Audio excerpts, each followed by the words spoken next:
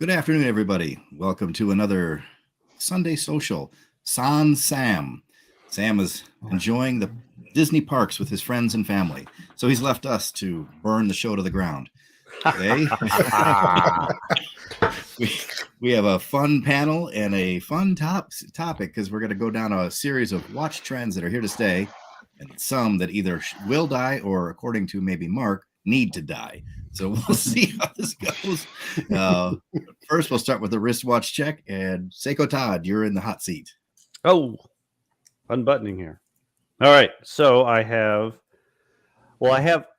four today because they represent four our topics for today. Show topics for today, except for so I've been wearing my my 72 Certina,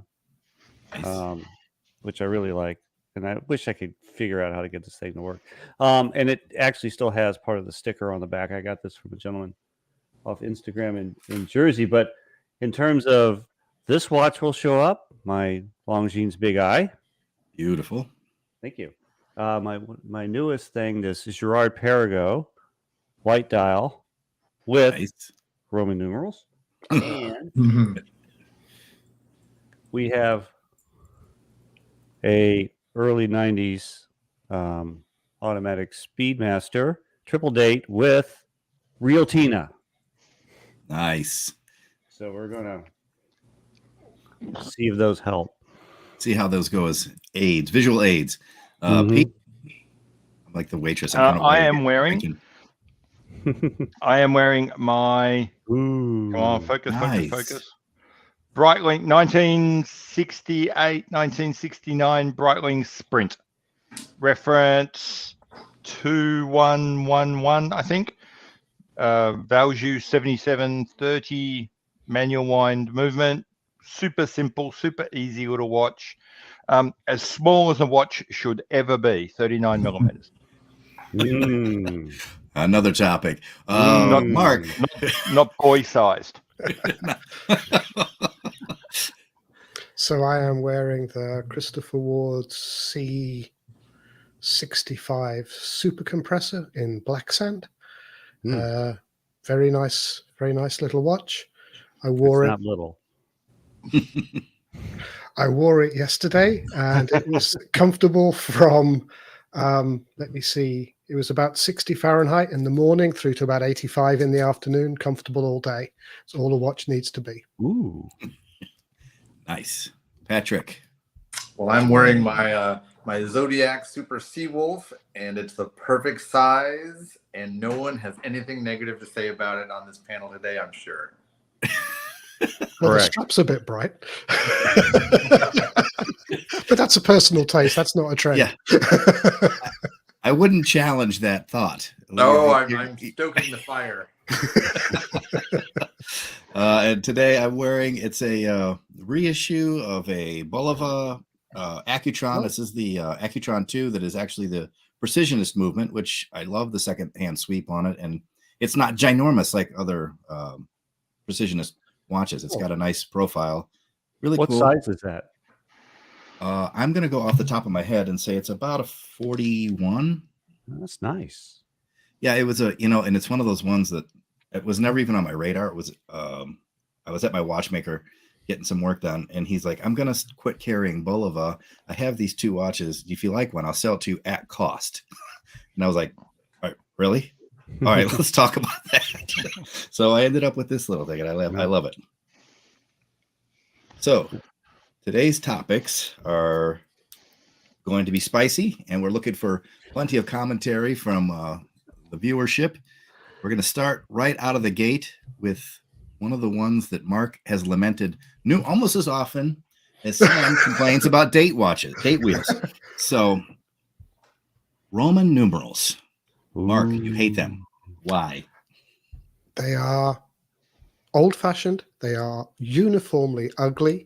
There's no agreement on what the 4 should be, and there's nothing about them that makes a watch better. Let them go. Shovel them into the dustbin of history and have done. Well, I know you're a Christopher Ward fan, as am I, and I own this watch, and I think it's gorgeous because of the Roman numerals.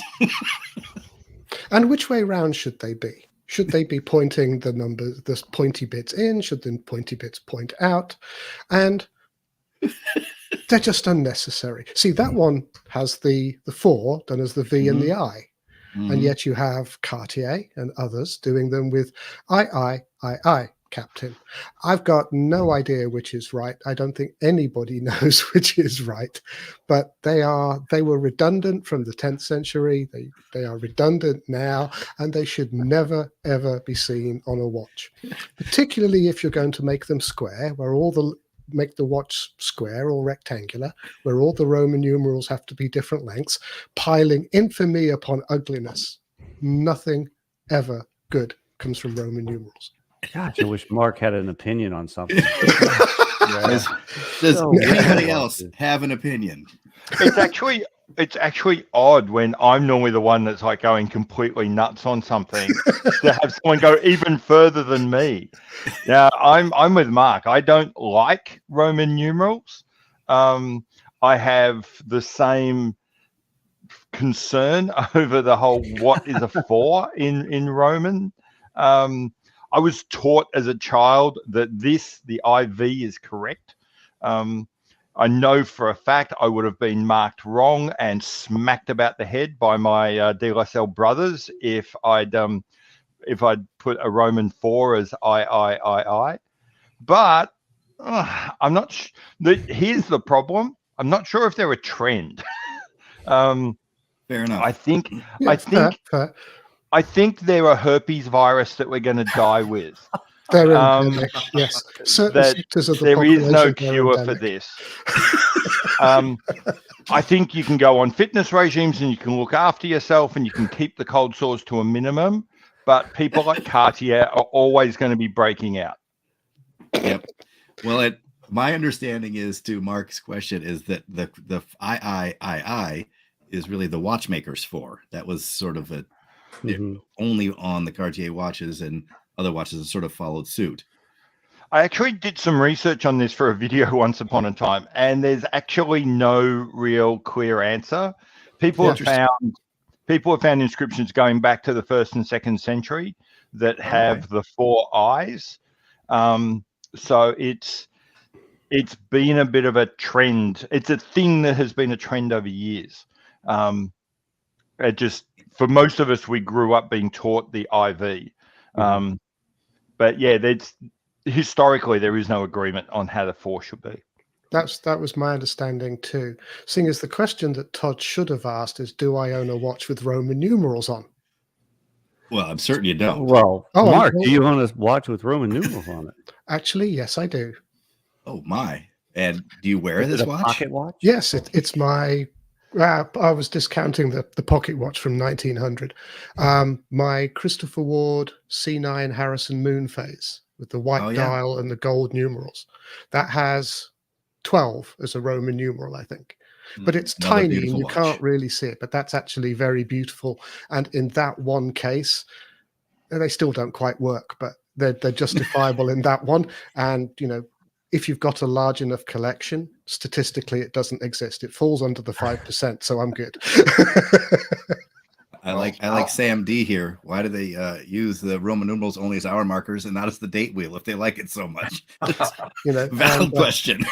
and since we have at least 2 engineers on the panel, my challenge would be, if you love Roman numerals so much, please do long division involving a decimal point with them. You will soon find how useless they actually are. Yeah. They're decorative. Let's see your serial number in Roman numerals. Oh, yeah. so yeah. Was that M 1000 or M for an actual alphabetical character? Right. I have no idea. Yeah. Moving on. I'll run somewhere in the middle of the Okay. I don't think we've had a lover of Roman numerals yet, so I am. Okay, so we got at least one lover. I'll be Switzerland and say I don't really love and or hate, because general rule, if a watch has Roman numerals, it's probably not my style, which probably would make me not buy it. I kind of did a quick turnaround when you guys were talking about who owns it.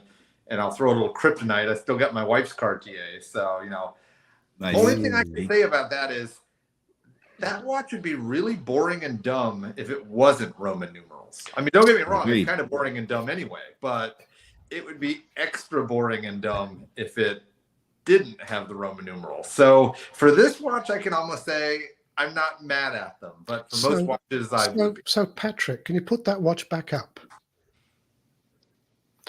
Why is the 10 not at a slant like the 3?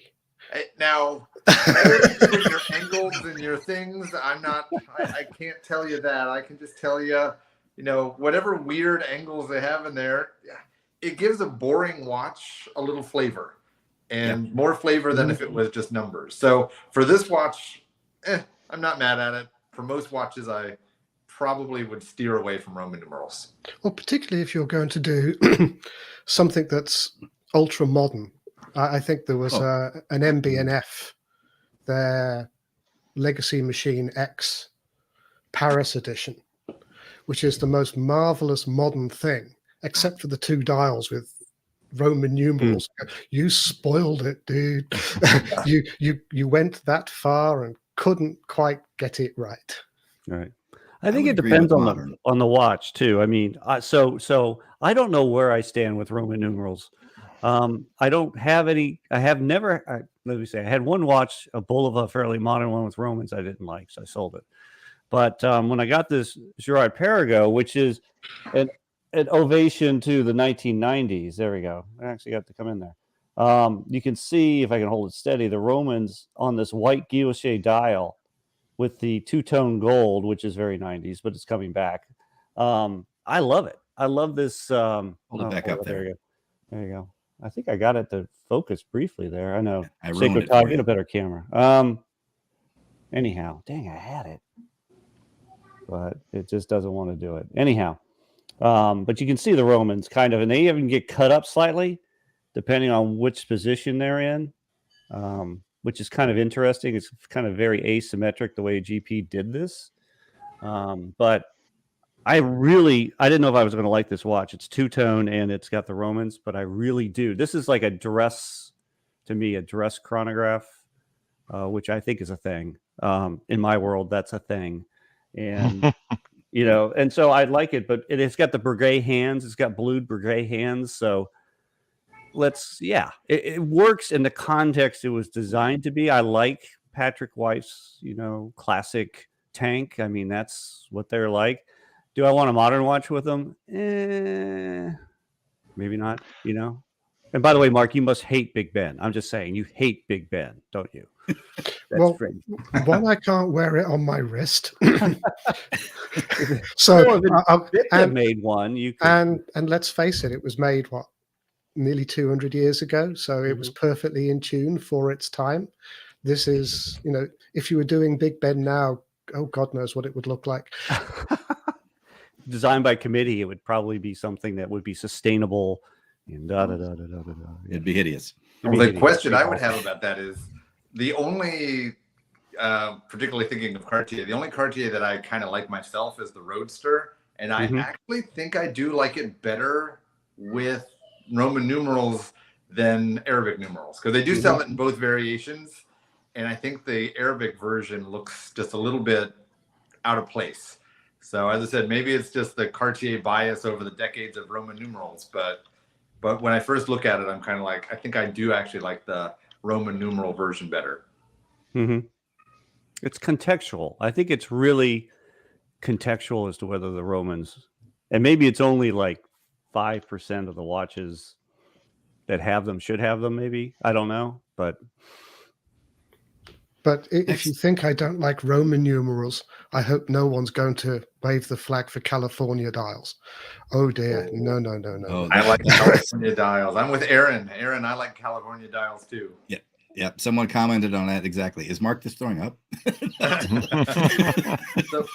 so there's a bucket down here somewhere. You didn't tell us why you love them. So what's the?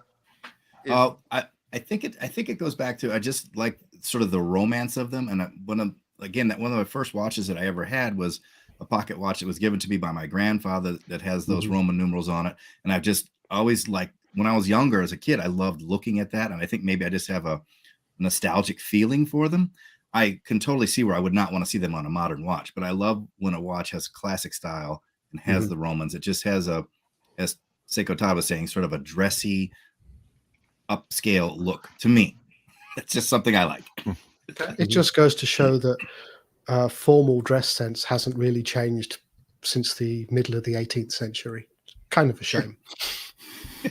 Well, I don't know. Look, there is no such thing as answer. formal dress sense in the 2023. It's people wear, joggers and Yeah.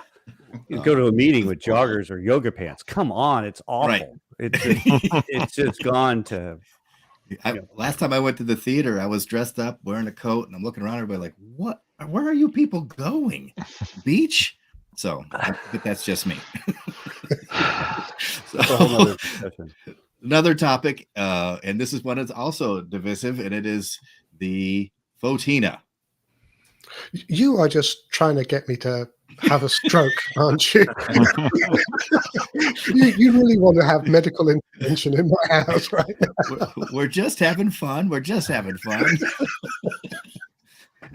And anybody want to take the lead on this one? Well, let me defend this particular watch first, because I do not like fauxtina, because I don't want something to look old that's not old. That just annoys me. Like, if you really like the vintage version that much, just go buy the vintage version. It's overdone and not done well. My defense for this watch is this watch would look utterly stupid if those were big, bright white spots on this military watch. So to me, I don't even consider this fauxtina. I just consider this like a dulled down, eye-catching military watch. And so for this one, I don't know if Omega calls it fauxtina or if they just call it, a dull loom.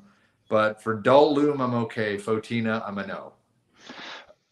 The trend I want to have die is people not liking fauxtina.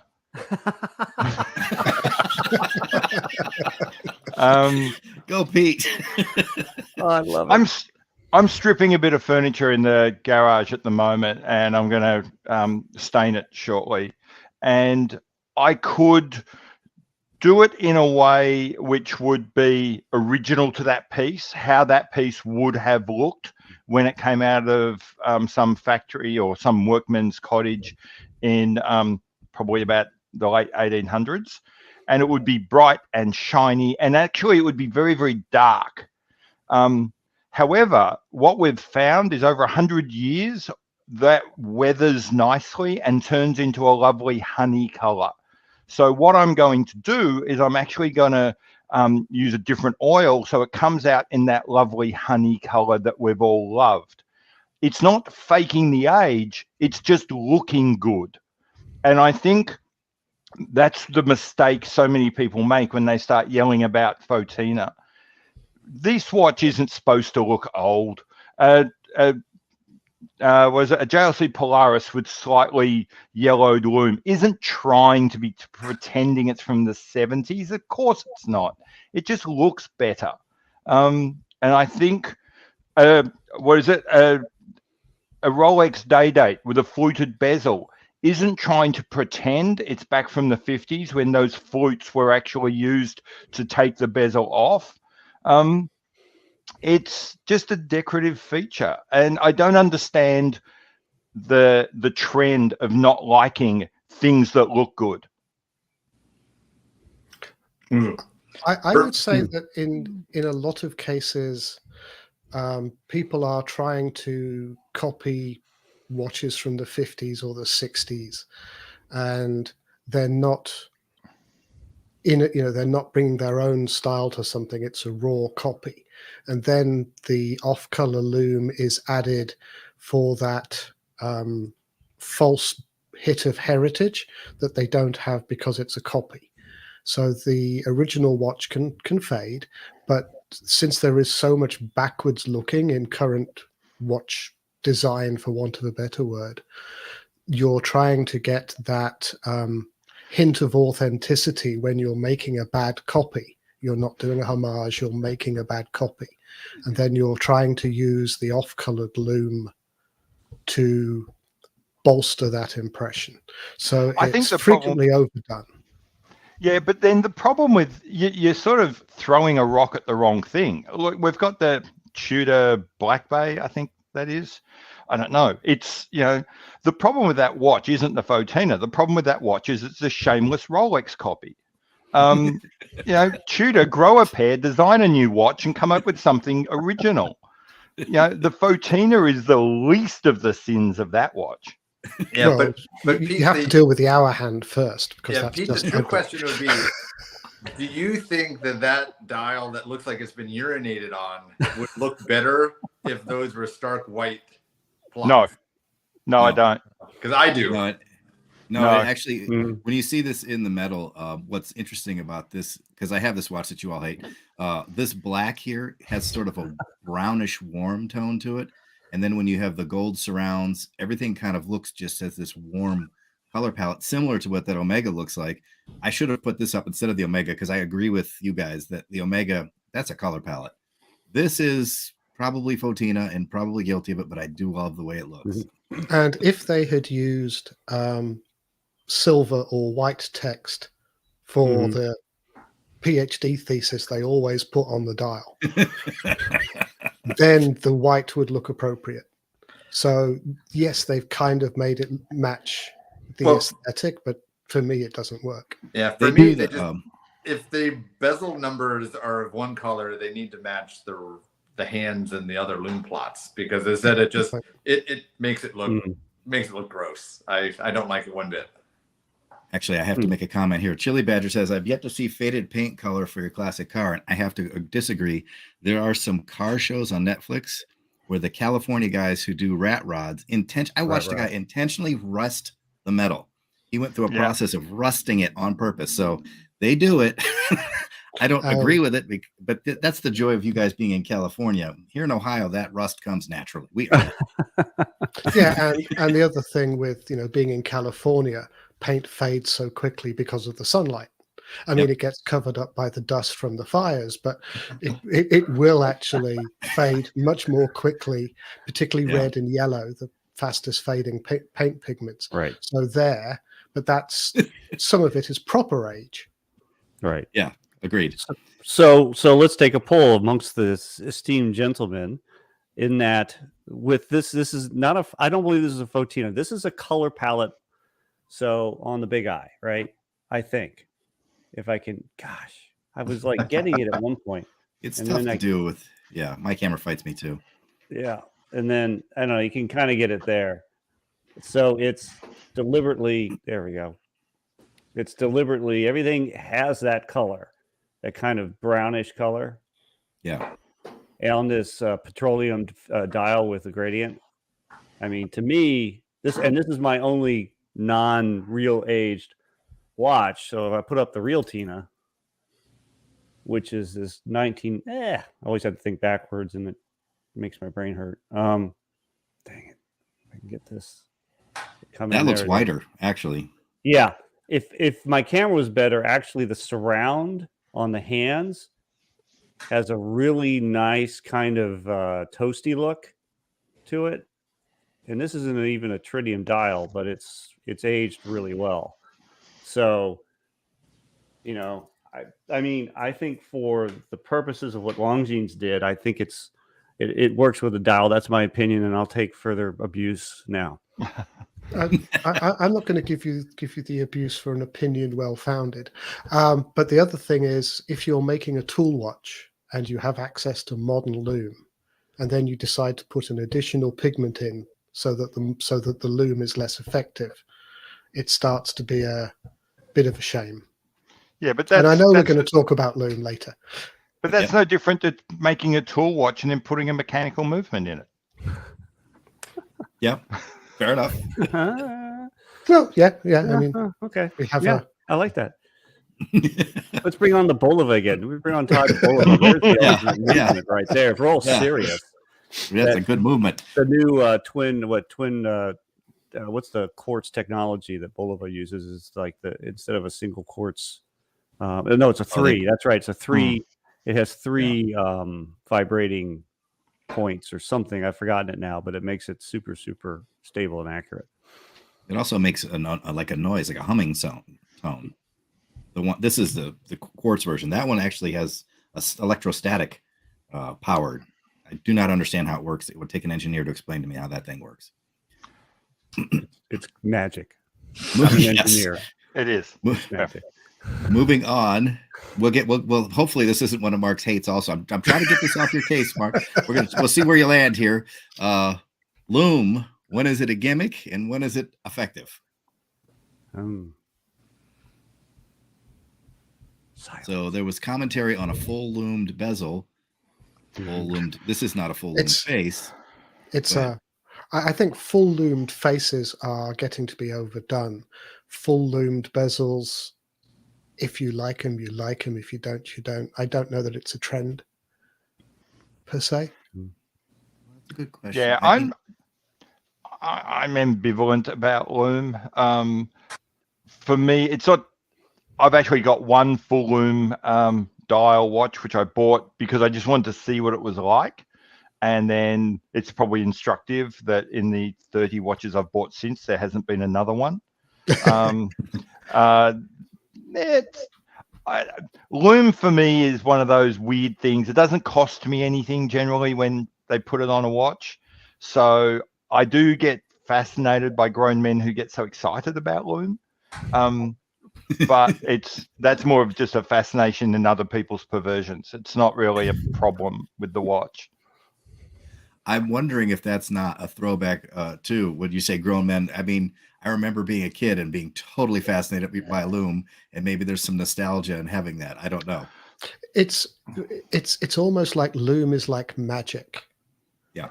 You know, it feels like it's something for nothing. Yeah. But of course it isn't. There's a heck of a lot of quantum mechanics behind how Loom works. So you can, if you really wanted to be the perverse individual that Pete clearly thinks that I am, and I'm just proving it.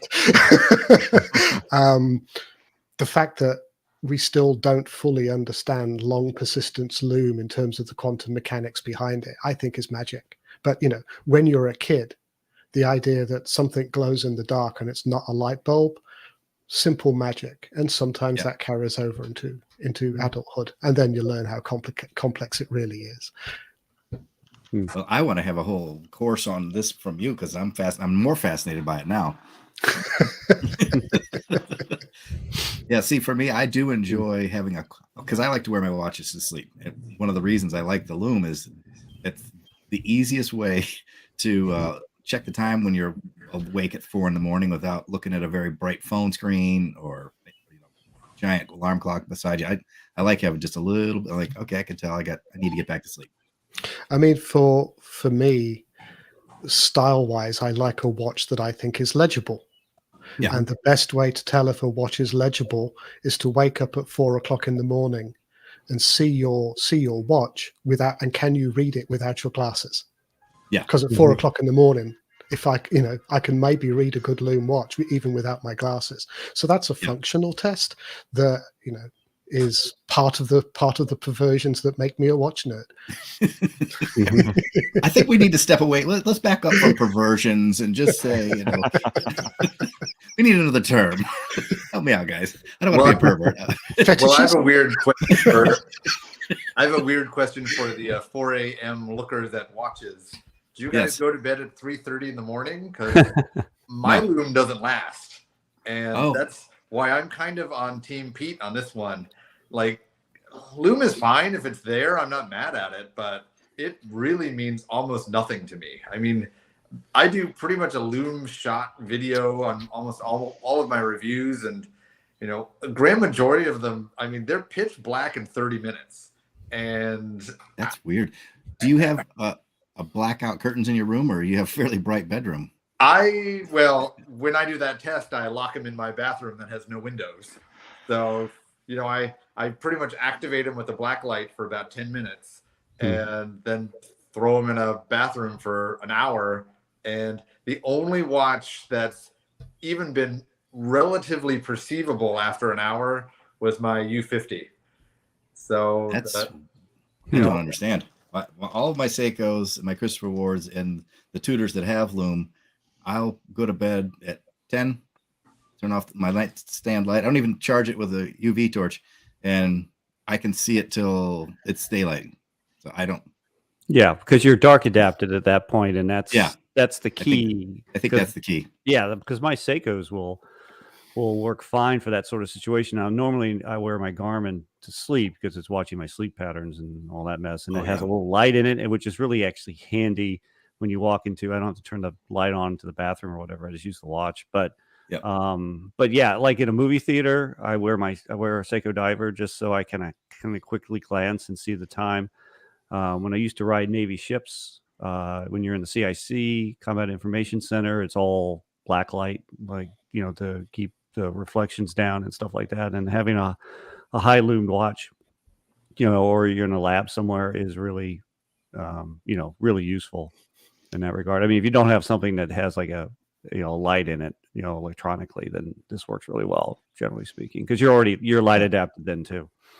Yeah. I mean, I don't think I would buy a watch solely because of its loom. No, that's certainly not a criteria I would use to buy a watch. But if it's got loom, fine. But I think the original point was, do we think loom bezels are overdone? And possibly. Okay. Well, we'll just move on from this one. We seem to not. We'll get to a different one that I think also people I have opinions on.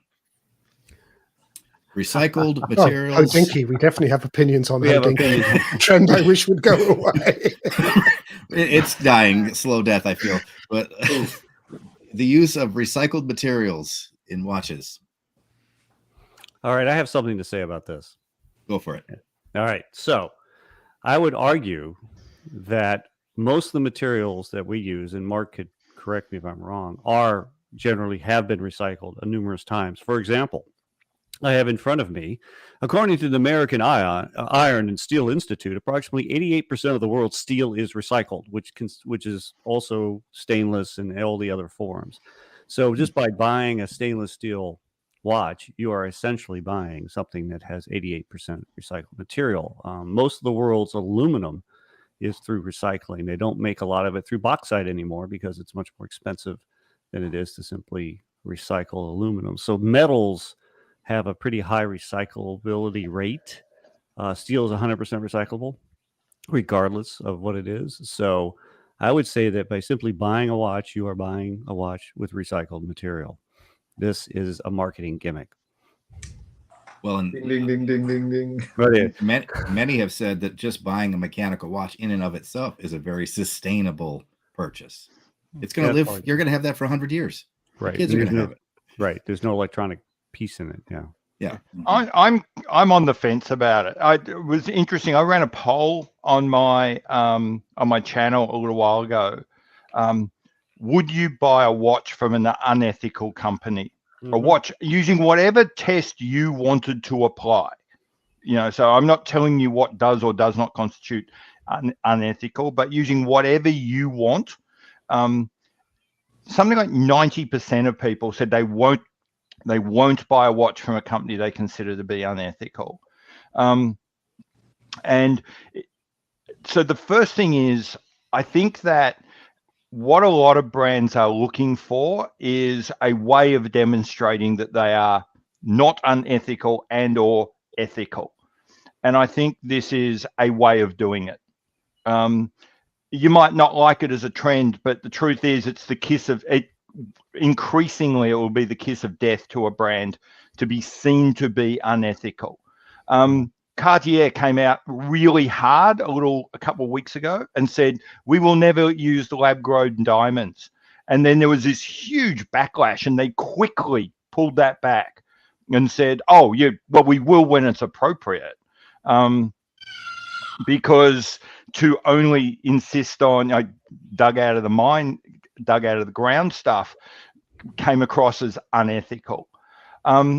So I think that you can argue that it's kind of marketing spin, but I think it's increasingly necessary marketing spin. You have to prove your credentials. And this is a way of doing it. It's also a very modern luxury. It's like minimalism. Only rich people can afford to have minimalist lifestyles. because only rich people can afford to not keep a spare or to not hold on to their old in case the new one breaks. Only rich people can afford to say, I can pay more for this for no reason other than, it saved a whale somewhere.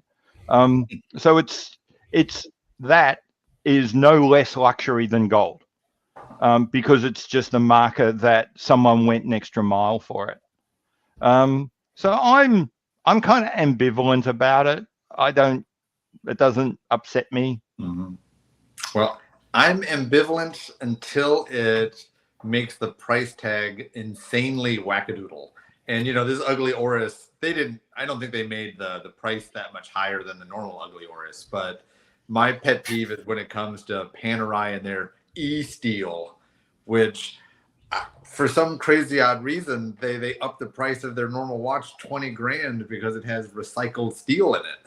And kind of like you said, Todd, I don't think recycling steel is some magical event.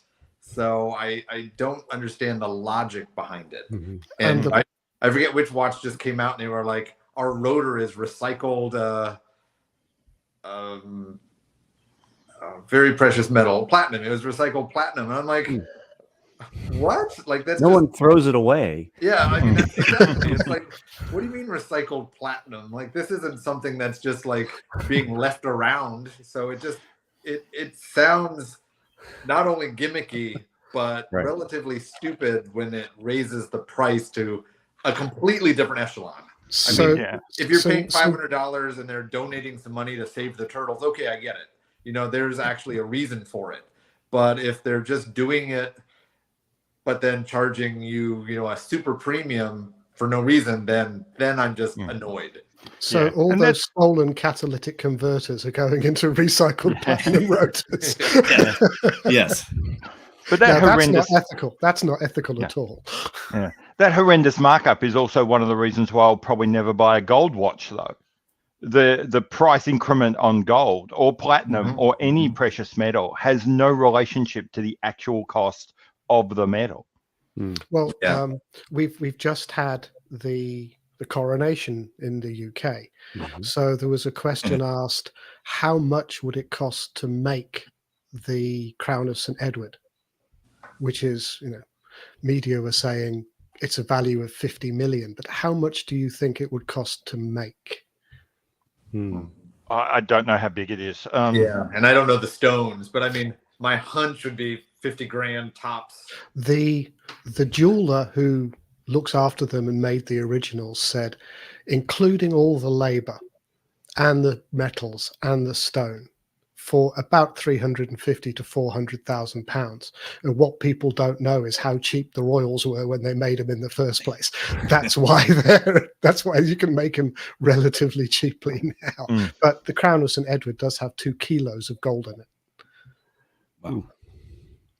But but the thing with recycling is you can get your recycled metal. Often you have to take it down a grade because you can't guarantee the purity. So then you have to take your recycled metal and then purify it, which guess what? Can make it more expensive to get, when you want to get it to a certain standard. You can have the recycled metal, it'll be a lower standard, then you've got to purify it. So it's not necessarily a simple journey. But it still doesn't justify the cost of e-steel. Yeah. Well, like my pet peeve story that is just sort of silly. I love tungsten rings just because I don't have to worry about scratching them and messing them up. And I have them in a whole bunch of different colors because they're like $20 on eBay. On Amazon. My brother, when he got married 25 years ago, tungsten rings were new. And back then that ring cost about $2,000. And it wasn't because of the tungsten. It was just that they couldn't tool it. And kind of with our, fancy metals and our new this and Cartier not using lab-grown diamonds or possibly using them, if there's not an actual value to a product, I don't want to pay more money for it.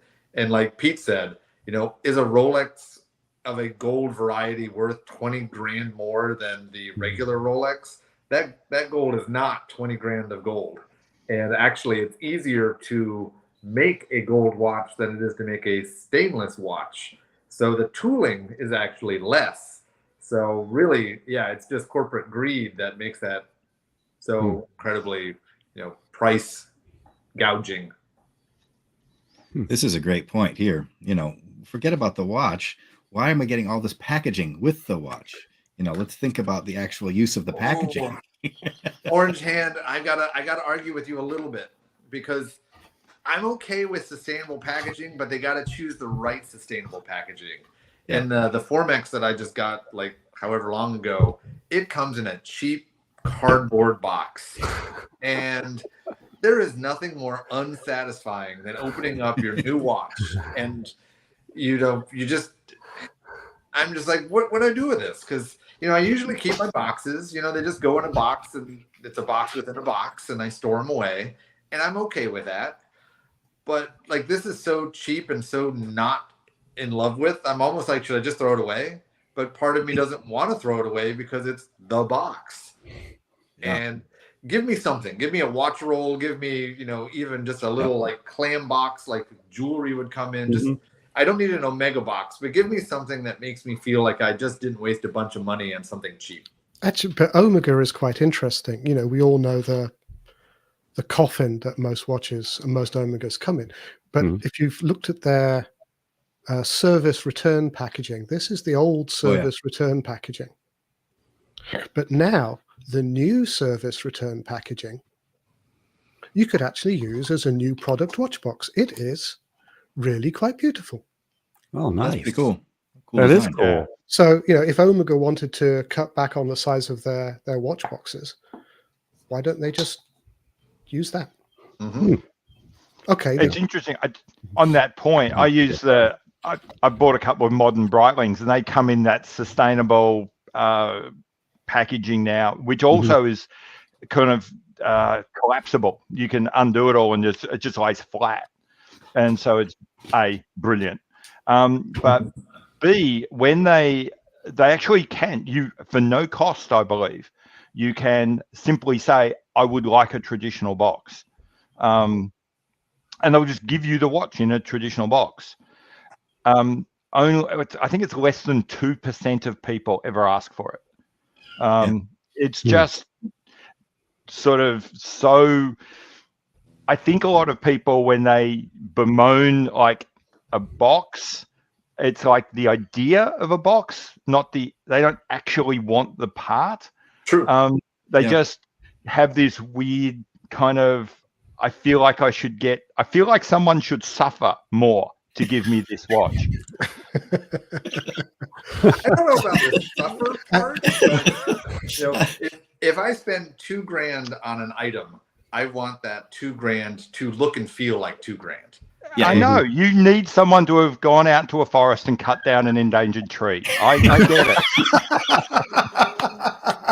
and you need to know that some poor cow got a bolt to the brain so you could wear that. That's right. They could put it in a cheap Rolex plastic box. At least it's something. But what's funny is because like Formex actually then sells a wood box on their website for $75, and I'm like, well, I'm not going to pay for it. I want my suffering for free. Exactly. I want other people's suffering for free. That's right. But this is from the 1960s. This is a Seiko Sportomatic box. That's pretty cool. It's pretty cool, right? I just have it out as a display. It goes with one of the watches I have. I got it after the fact, but it's plastic. Okay, maybe make it out of some sustainable. Yes, bamboo. Make it out of bamboo, which is a weed or you could just buy a wood watch. Dun, dun, dun, dun. No, we won't go to that. I'm going to say, until the world wrangles in the countries that are actually guilty of being non-sustainable, we can be as unsustainable as we want. We are a fraction of the problem. Yes. I feel the need to jump in at that point. Go for it. Do you, as you're driving down the road, just throw stuff out the window of your car? No. It would. If you did, it would make no difference. So why not? It's totally irrational. You should just throw stuff out the window. Because if you did it, you're in America, 1 in 350 million people. Why would it make any difference? Just chuck stuff out the window. That's different because it's more. When I get a ticket, it's exactly the same. I care about the area where I live and what it looks like. I don't want to live in a dumpster. Oh, so you can only throw do it when my you're back driving through other people's neighborhoods. I'll take Sure. a long way home. Sure. Okay, so we've established who Todd is. I think we need to move on now. One There's of the another things that- topic. that gets me about sustainable or particularly recyclable packaging is none of it's going to get recycled. It's all, whether Oh, it's yeah. made out of walnut or bamboo or whatever, none of it's going to get recycled. It's You- just you going to saw get it. thrown away and landfilled. ABC just did a special on that. It was quite fascinating. Where they were, when you go to the grocery store and they collect all your plastic bags, they put Mhm. apple trackers in. They put 46 apple trackers in garbage bags or plastic bags at Oh. Target and Walmart and a couple other places. Of the 46, only 4 made it to what they think were landfills. So it's Oh. we're all being told it's happening, but it's not really happening, which is a little disappointing. I'm sorry, Pete. It's Well- the world's a dumpster fire and we're in the middle of it. Oh, absolutely. Yeah. Well, Absolutely. the question I have, and maybe you guys know, completely non-watch related, but I mean, I remember when I was kids, we had to put the glass in the glass, we had to put the plastic in the plastic, and the paper in Yeah. the paper. Does that mean they just sort them by fire now? I mean, do Yeah. they just burn them at different rates and melt the glass, melt the wood, melt the plastic? Are we doing our recycling in, let's say, the most dirty way possible? Because I can't think of any other way that they would sort the materials besides cooking them and having them melt off at different rates, which doesn't sound like it's very good recycling to me. But No. Yeah. I'm We not sure do. what's going on. I was going to say, I don't understand. We do break everything up. I've got oh, you 4 still big. do? Yeah. Interesting. They don't do that We- here. We're too We haven't lazy. done that in 25 years. And if Yeah. you go to somewhere like Germany, you might have 7 different recycling containers, or is it Wow. 11? It's a heck of a lot. Peter had a question for you there, Patrick. He wanted to know how you melt wood. So we're going to move on. It's called pyrolysis. Don't get worried out.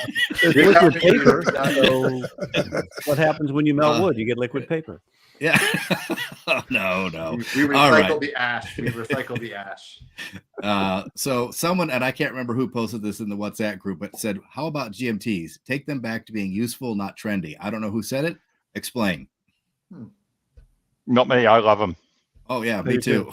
I mean, Somebody don't who's not think- here, it must have been one of the other people in the chat. So, yeah, Yeah. I mean, I love even we're though- lazy. When I go to a different country and I'm wearing a GMT, I usually forget to even set the GMT hand. So I like them. I like the function. I don't care if it's a collar or a traveler. I know the traveler's cooler, but I love that Seiko just shook up the world with this $350 GMT. I think Miyota did a better job with Oh, really? the 9075 because they did a traveler, not a caller. That's right. They have that in a Citizen Watch, right? Or is it a? Yeah. It's started to It's- get into the micro brands now as well. So, but it's a more interesting take. If if allegedly the traveler is better than the caller, and that could be a debate for another day. Allegedly, the Seiko did the caller and Citizen did the traveler. Seiko were out, I think, first and into the hands of the micro brands first before Citizen were. But Yeah. that 9075 is quite a brilliant take because it's so inexpensive. Anybody can use it and bring what used to be a high end. Look at me, I'm wonderful complication to democratizing it, making it for I everyone. suppose if you were going to go with a trend, it would be the trend of thinking that a traveler GMT is a true GMT or a better GMT. It's the point of a GMT watch is to show the time in another time zone. If it shows the time in another time zone via the movement, it is a true GMT. So a trend I'd like to see die, and I think it is dying. I'm seeing a lot of websites really never use the word true GMT anymore. The true GMT terminology is a trend I'd love to see die. And I think I am seeing it die. Places like Warner Wound seem to have an editorial policy now that they don't use that word. We're back to Hodinky, aren't we? Yeah. So I feel like, I mean, we have about 10 minutes left, and I feel like this topic is going to run for 10 minutes, and it's going to be teeny tiny watches and the media push to say that they're the only acceptable size. And go. Guilty. That was mine. Yeah. And it's not watch size that I think is a trend. There have always been watches that were 36, 38, 40, pick a size. What happened, and I think it was 3 or 4 years ago, you started to see a few articles say, I wish this watch was smaller. Then you started to see almost every article praising a 38 mil, but pouring hate on a 42. That's the trend I would like to go away. You may have a personal preference for 38 or 36 or 42, but don't go around with every article saying, this watch is 42, it should have been 38, it would have been so much better. That trend needs to go away. And it's an example of groupthink and amateur writing. It's being unafraid to be different, which is common. Thank you, Pete's video about amateurs pretending to be journalists. But yes, there's a lot of groupthink, particularly around the size of watches. And that really should go away. I want one person on a social media watch site to have an 8-inch wrist and say, I like 42 mil watches, because I'd support him on Patreon every day. Well, that's me. I've got an 8-inch wrist and I love 42 mil watches. Yeah, look, I'm with Mark. I've got a theory about where this came from, and that was that places like Hodinkee started to sell cheaper and started to want to get cheaper people. And so they started employing younger and younger people. And these people now just want boy-sized watches because they're boys. Oh, that's good. I think there's some pushback because we got crazy in the late 90s, early aughts, where the watches were hockey pucks. And that was I blame Jersey Shore and all those guys on MTV for this trend. But that everybody kind of followed suit, and then to mix things up, Rolex, who I know is a topic that bends some people the wrong way, but they do push the needle.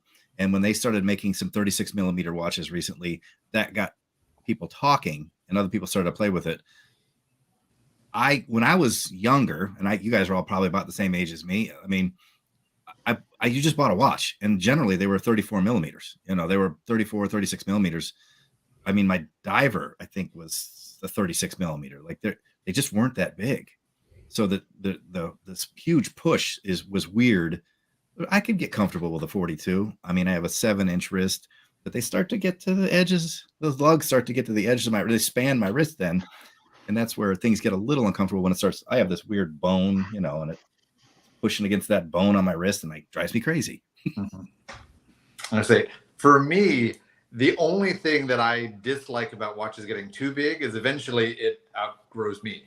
And I've got a 6.5-inch wrist, and I see Watch Chris's in the audience out there, and I just saw his video today comparing the 12 and the PRX, and he took a end to end, lug to lug, and both of them are about 51, and that's just to the point that I can wear that, but that watch is gonna look big on me. And so even though the watch itself is a 40, when we start to get some integrated lugs and we start to get some things that hang on to a watch, it starts to outsize me. And that, makes me sad when it's a watch that I really, really like.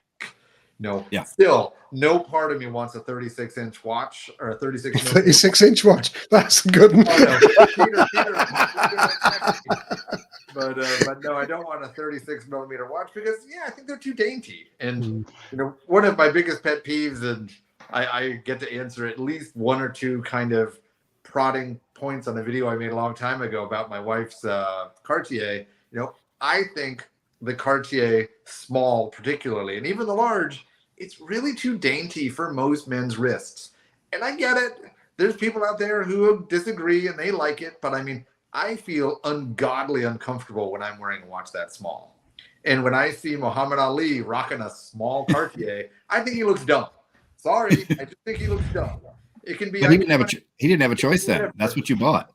Yeah, but it looks dumb, and that's just the way it is. But I agree with you, Mark, that I think for whatever reason, people are pushing the trend that watches should be smaller. And I think the world generally thinks 39, 40 is like the sweet spot. And Mhm.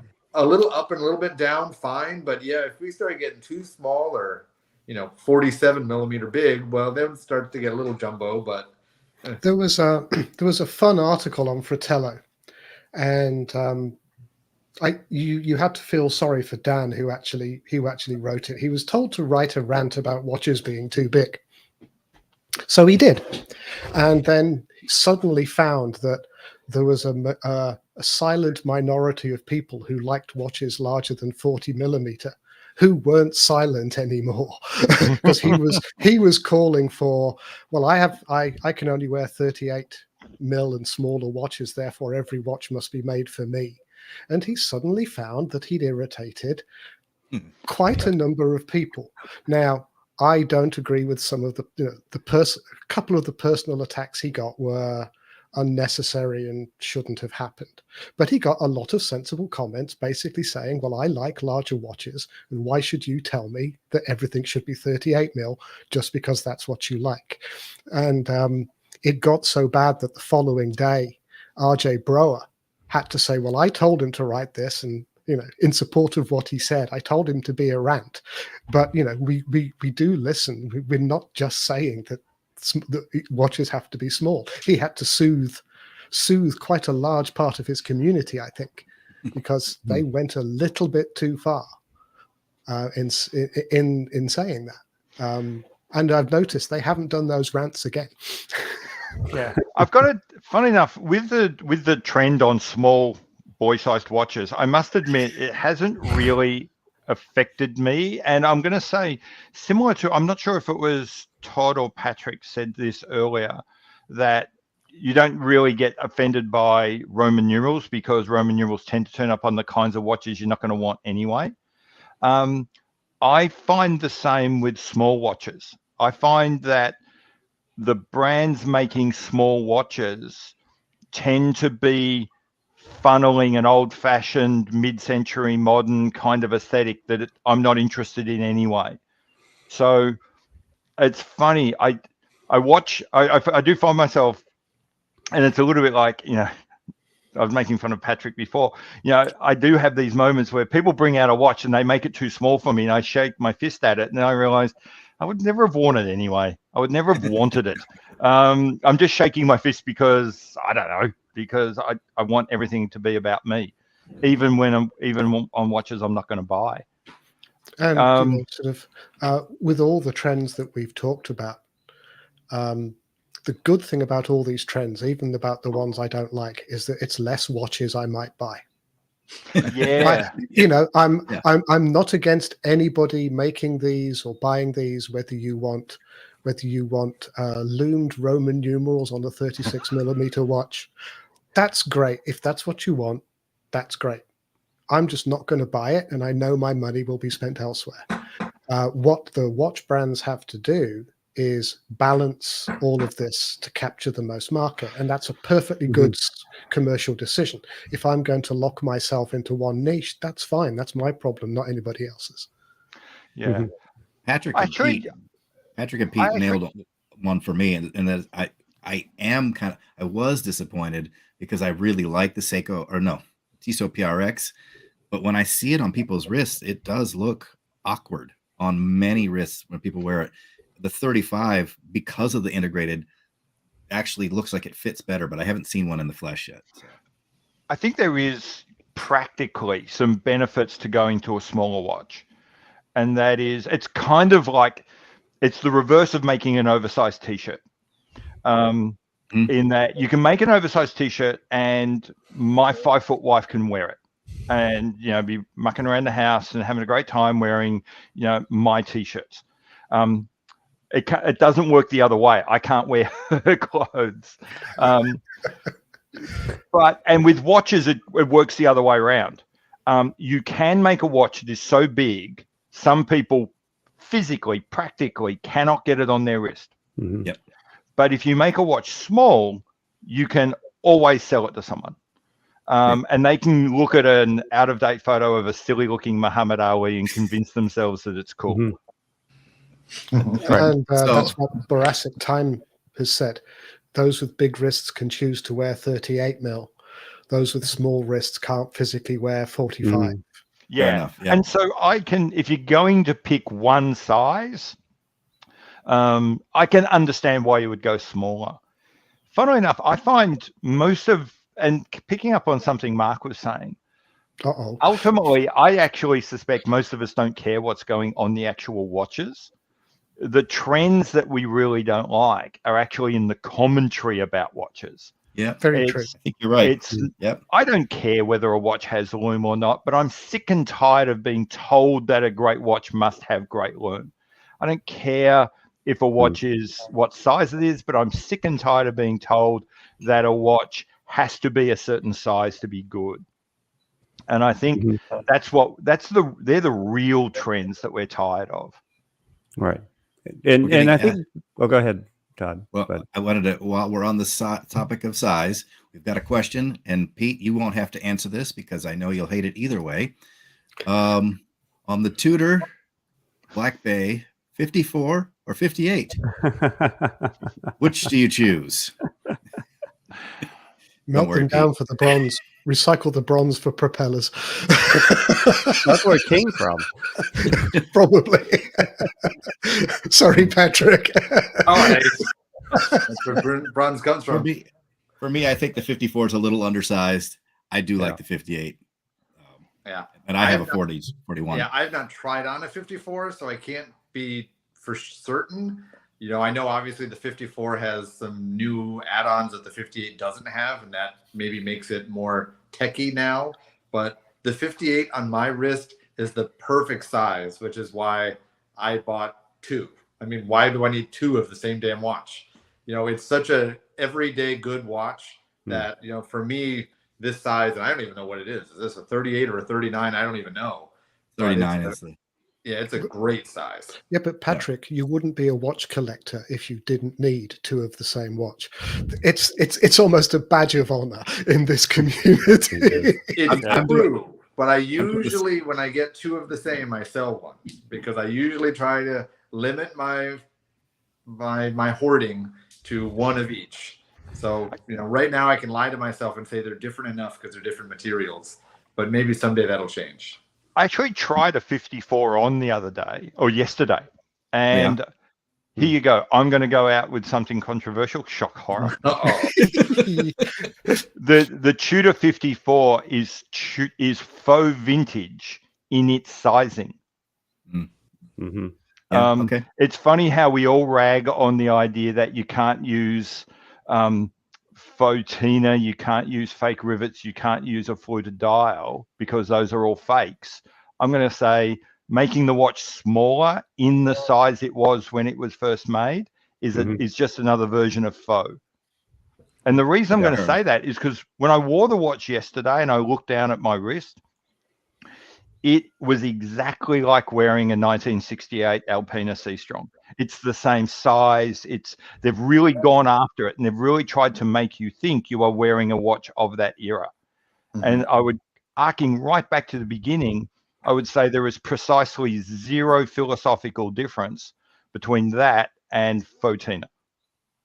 That being said, I thought it looked great on Britt Pierce's wrist. Yeah. You know, she's got a tiny 5.5-inch wrist. I was like, Right. See, if you want a Tudor, that's a great fit for you. But I think we should go back to the size of the original World War II watches. Here's a Seiko from World War II. It's about 20 millimeters. I have no idea how a pilot would have. This is the kind that had you put it had an enclosure over it, which I wish I had. I don't have it. And then you could then mount that into your Zero aircraft. Oh, right. You showed that before. That's cool. Yeah. And so yet this is. And yet the Germans with the Beobachtungsuhren went to 50 mil because they wore it over a flying jacket. Yeah, exactly. Okay. So I don't. You must have had perfect eyesight to see this. I mean, if I put that on the wrist, helps. I mean, look at that. I mean, that's ridiculous, right?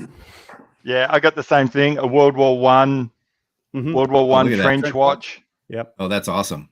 That is awesome. So bring that up. There you go. Oh, that's beautiful. Oh, that's cool. Very cool watch. What size 20 something lugs on that? mils, no loom, wire lugs, Very cool. and it actually still keeps a reasonable time. Oh, that's great. It's incredible. Well, thank you very much, gentlemen.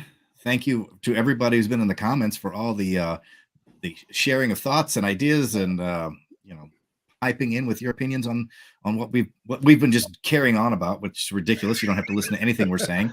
We're just a bunch of goofballs having a conversation. Listen to anything we're saying. Except for Seiko Todd, he's serious. I don't know. We're all a bunch of goofballs. Thank you so much, and hopefully Sam will be back next week, and we'll see you soon. Bye all. Hey, everybody. Bye bye.